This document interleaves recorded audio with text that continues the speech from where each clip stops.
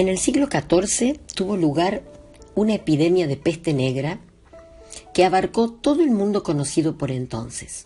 Fue realmente una pandemia. Como la ciencia en esa época no estaba tan desarrollada como hoy, no se conocían métodos muy simples y sencillos de prevención o de curación de la enfermedad.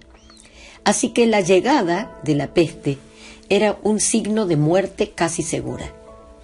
Fue tanta la cantidad de gente que cayó víctima de la epidemia que pueblos enteros llegaron a despoblarse.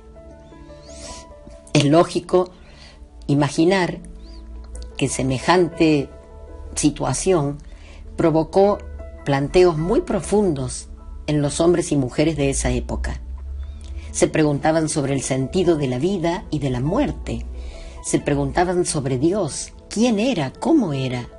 Se preguntaban si Él estaba castigándolos o si se trataba de algo que habían hecho, por eso estaban sufriendo la peste. Se hacían preguntas sobre qué estaban haciendo y cómo lo hacían. Y qué cosas eran realmente importantes en la vida de los creyentes. En ese mismo tiempo tuvo lugar un proceso de transformación profunda de la sociedad occidental que se conoce como la crisis de la modernidad. La vida de las personas cambió radicalmente en el aspecto político, el económico, el social, el cultural, el geográfico y también el religioso. Una serie de novedades empezaron a desarrollarse en ese tiempo. También la Iglesia vivió un proceso de transformación profunda y surgió en esa época lo que se conoció como la Reforma, tanto en su manifestación protestante, con los hermanos que plantearon nuevas maneras de vivir el cristianismo por fuera de la Iglesia católica, como en el proceso de renovación interior que vivió la Iglesia misma. Ese proceso apuntaba a profundizar los contenidos de la fe, a clarificar qué era lo que debíamos creer como creyentes discípulos de Jesús, para que la gente pudiera ser catequizada, para que las personas comprendieran, conocieran el mensaje que Jesús vino a traer.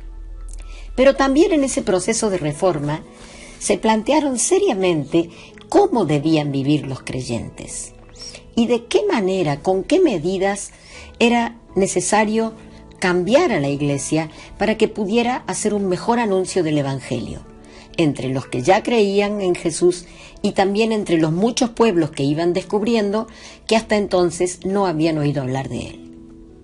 El proceso no fue fácil, demoró mucho tiempo. Hubo algunos que se opusieron a los cambios y hubo otros que los aceptaron con alegría. De todas maneras, el cambio se produjo. Quizás hoy también deberíamos preguntarnos estas cosas. Hace mucho tiempo que venimos viviendo un cambio de época. La actual pandemia no hará sino acelerar algunos de esos cambios. Pero indudablemente el mundo y nuestra manera de vivir en él después de esta pandemia no será el mismo. Tal vez como pasó con los que sobrevivieron a la epidemia del siglo XIV, tengamos que preguntarnos qué medidas hay que tomar, cuáles son las mejores maneras de anunciar el Evangelio y de verdad, ¿qué es lo que tenemos que enseñar y compartir con los demás de este mensaje que Jesús nos vino a traer? Son preguntas muy profundas. Tal vez como entonces haya distintas maneras de responderlas. No hay que tener miedo, hay que atrevernos a compartir las búsquedas y también los hallazgos, las preguntas y las respuestas. Porque si el mundo va a cambiar, nosotros que hemos sido enviados por Jesús a anunciar el Evangelio a todo el mundo, no podemos quedarnos atrás. Sobre todo porque sabemos que Él está con nosotros todos los días.